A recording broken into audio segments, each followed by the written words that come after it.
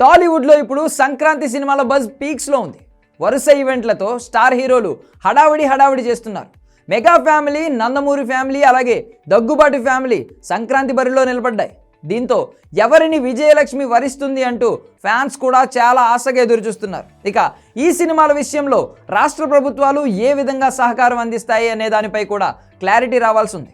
తెలంగాణ ప్రభుత్వం టికెట్ రేట్లు పెంచే అవకాశం లేదనేది స్పష్టంగా అర్థమవుతోంది. ఇటీవల కూడా సీఎం రేవంత్ రెడ్డి సినిమా వాళ్లకు చాలా క్లియర్గా అర్థమయ్యే విధంగా చెప్పారు. అయితే దిల్ రాజు మాత్రం ముఖ్యమంత్రి రేవంత్ రెడ్డి నుంచి ఎటువంటి క్లారిటీ ఏమీ రాలేదని, మీడియా అనవసరంగా హడావిడి చేస్తుందని అంటున్నారు. కానీ రేవంత్ రెడ్డి మాత్రం సాక్షాత్తు అసెంబ్లీలో చేసిన ప్రకటన కాబట్టి ఆ విషయంలో వెనక్కి తగ్గే ఛాన్స్ లేదు అనేది అర్థమైంది.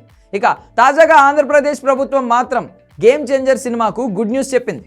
టికెట్ రేట్స్ పెంచడానికి రాష్ట్ర ప్రభుత్వం అనుమతించింది.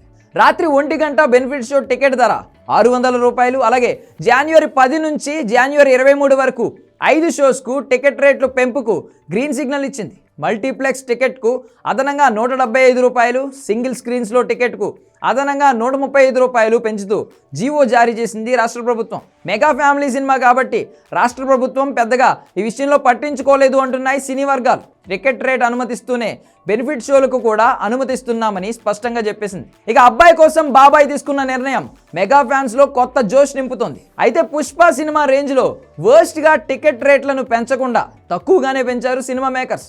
అయితే తెలంగాణ ముఖ్యమంత్రి రేవంత్ రెడ్డి మాత్రం ఏ నిర్ణయం తీసుకుంటారు ఇంకా క్లారిటీ రావడం లేదు. దిల్ రాజు ఇప్పటికే పోలీసులతో అటు రాష్ట్ర ప్రభుత్వం పెద్దలతో సంప్రదింపులు జరుపుతున్నారు. తాజాగా పోలీస్ అధికారులతో కూడా దిల్ రాజు సమావేశమయ్యారు.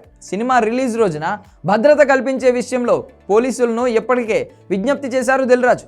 సంధ్యా థియేటర్ ఘటన వ్యవహారాన్ని దృష్టిలో పెట్టుకుని రాష్ట్ర ప్రభుత్వానికి ఆగ్రహం తెప్పించకుండా ఉండేందుకు కాస్త జాగ్రత్తలు పడుతున్నారు.